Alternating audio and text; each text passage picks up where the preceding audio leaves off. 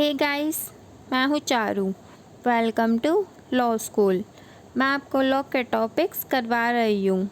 आगे बढ़ने से पहले चैनल को सब्सक्राइब जरूर कर लीजिए और बेल आइकन को दबाना ना भूलें।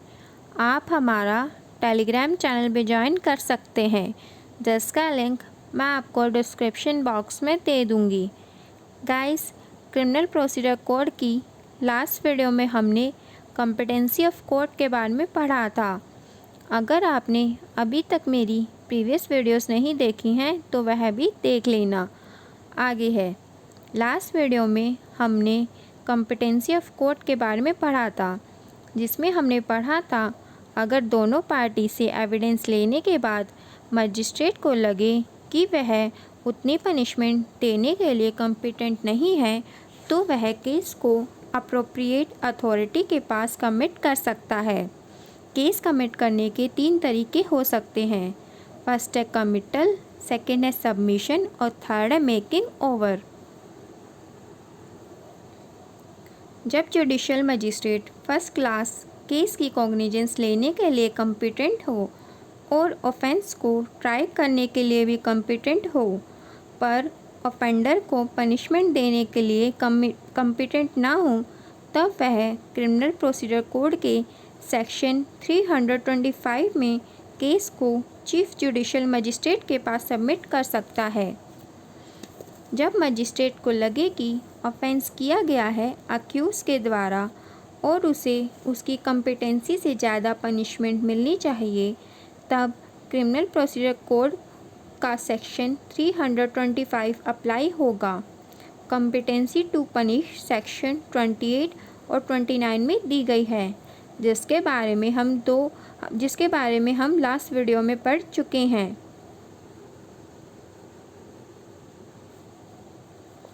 दो केसेस हो सकते हैं।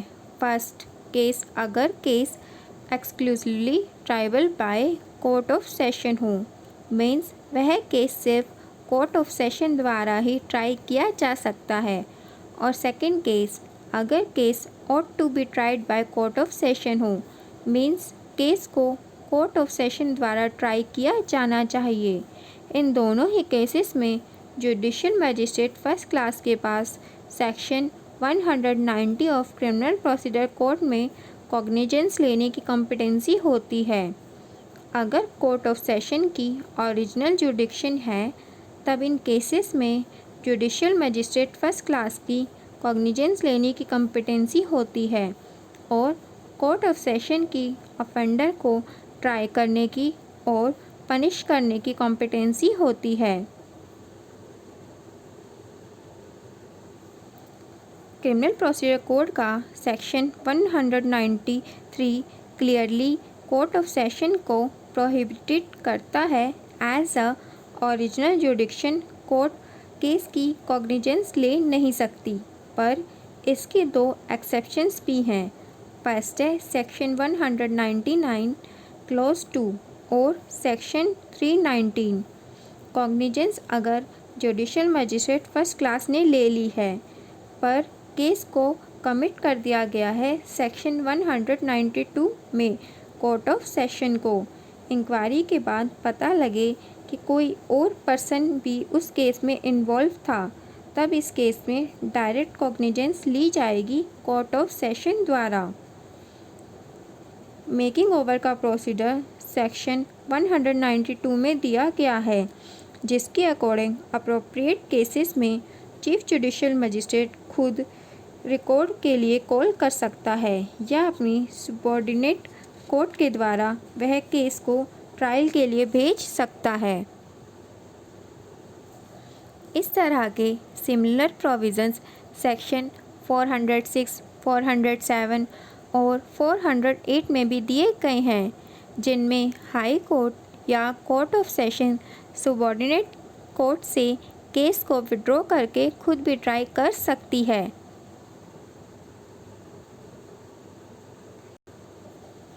आगे है सेक्शन 6, जो हमने लास्ट वीडियो में पढ़ लिया था। सेक्शन 6 में कनकरेंट जुडिक्शन के प्रोविजंस दिए गए हैं, जिसके अकॉर्डिंग एक केस कई कोर्ट के द्वारा ट्राई किया जा सकता है, जैसे जुडिशल मजिस्ट्रेट सेकंड क्लास की कॉम्पिटेंसी टू पनिश सिर्फ 1 साल और 5000 रुपीज़ तक का फ़ाइन है। जो case judicial magistrate second class के द्वारा पनिश या ट्राई किया जा सकता है वह judicial magistrate first class, chief judicial magistrate, court of session, सब कोर्ट्स के द्वारा ट्राई या पनिश किया जा सकता है। और ऐसे ही जो case judicial magistrate first class के द्वारा पनिश या ट्राई किया जा सकता है वह chief judicial magistrate, court of session द्वारा भी ट्राई या पनिश किया जा सकता है, पर जुडिशल मजिस्ट्रेट सेकंड क्लास द्वारा नहीं। इसे ही कंकरेंट जुडिक्शन कहते हैं।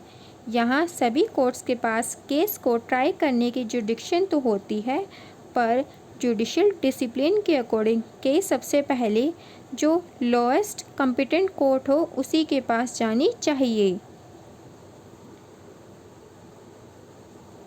हमने सेक्शन 28, 29 में बाकी सब कोर्ट्स की पनिशमेंट की कॉम्पिटेंसी पढ़ी थी, पर उसमें एग्जीक्यूटिव मजिस्ट्रेट की नहीं दी गई थी।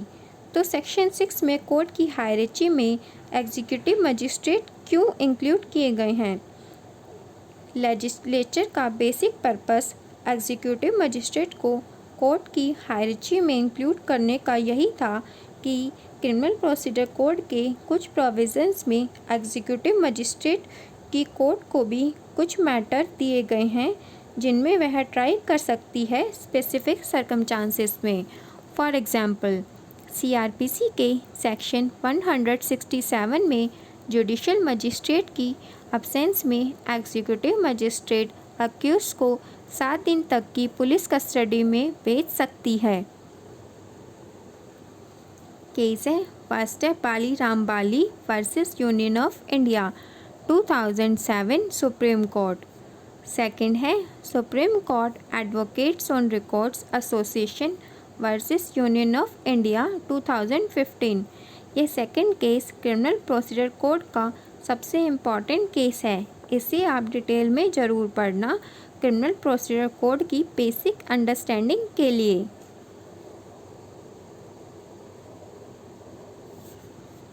आगे है सेक्शन 26।